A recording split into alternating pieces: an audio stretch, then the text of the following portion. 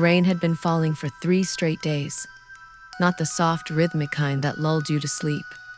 This rain howled. It battered against the windows, turned the roads into rivers, and swallowed the town in a fog so thick you couldn't see your neighbor's house. Evan Ross was alone in his small countryside home. His wife was away visiting her parents, and the power had gone out earlier that evening. Only the dim, flickering light of an old lantern illuminated the room, painting long shadows on the damp walls. Outside, the storm raged on thunder, rolling like distant growls, lightning slicing the sky into white scars. Evan tried to distract himself, reading by lantern light, but every few minutes, he caught himself listening to the rain. It sounded wrong. There was a rhythm in it, like someone knocking. Knock, knock, knock. At first, he thought it was just the wind or loose shutters, but when he checked every window and door, they were all tightly shut. He sat back down. Then he heard it again. This time, from the front door. 3 slow knocks. He froze. No one could be out in this storm. It was near impossible to even drive through. But the knocking continued. Knock, knock, knock. "Who's there?" Evan called out. No answer, just the sound of water running down the door and the faint echo of thunder in the distance. He took a deep breath, grabbed his flashlight, and opened the door. But there was no one there. Only rain, endless, heavy rain. He stepped onto the porch and swept the light across his flooded yard. That's when he saw them bare footprints, leading away from his door, down the muddy path, and vanishing into the darkness. He swallowed hard and went back inside, locking the door twice. But something was different now. The house smelled like wet earth and rot. He turned around and froze. There were muddy footprints on the floor, leading across his living room. They stopped right in front of the old mirror hanging on the wall. Evan's pulse quickened. He raised the flashlight and saw a faint handprint on the inside of the mirror. The reflection of the room was dark, too dark. And behind his reflection, he saw a shape standing just over his shoulder. He spun around. Nothing. Lightning flashed outside, lighting the entire house for a split second, and in that flash, he saw someone standing at the end of the hallway. Soaked, head tilted, smiling. When the lightning faded, the figure was gone.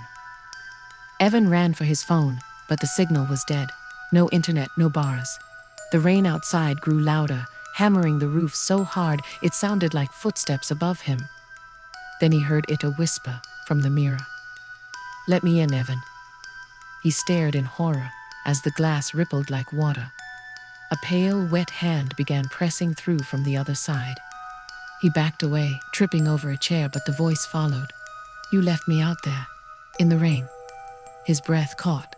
His heart raced. He didn't understand until he looked closer. The figure pushing through the mirror had his face. The same eyes, the same clothes, but soaked and lifeless. "You should have opened the door." Evan screamed as the figure's hands burst through the glass, pulling itself out.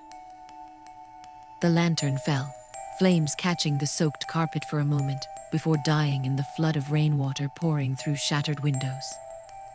The next morning, when the storm finally cleared, a rescue team reached the house. They found the door wide open, muddy footprints covering the floor, and a cracked mirror with water dripping from it, though the rest of the room was dry. No trace of Evan Ross. But when they looked into the mirror, some swore they saw him standing behind their reflection, soaked to the bone, whispering something faintly. "It's still raining." And that night, the rain started again, but this time, it never stopped. The monsoon had arrived early that year. For most people in the small town of Dalem, it was a relief after months of dry heat. But for Ryan Blake, the rain brought something else, an uneasiness that grew stronger with every drop that hit his window. It had been pouring non-stop for 3 days. The roads were submerged, the electricity flickered constantly, and the forest behind Ryan's old family house had turned into a sea of mud and mist. He was alone that week, repairing the property his parents had left behind after moving to the city. The house sat at the very edge of town, surrounded by trees that whispered whenever the wind passed through. On the fourth night, the storm was at its worst.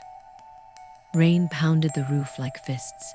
The thunder never stopped rolling. And somewhere in between those sounds, Ryan thought he heard knocking. At first he ignored it. The storm could make anything sound like a knock.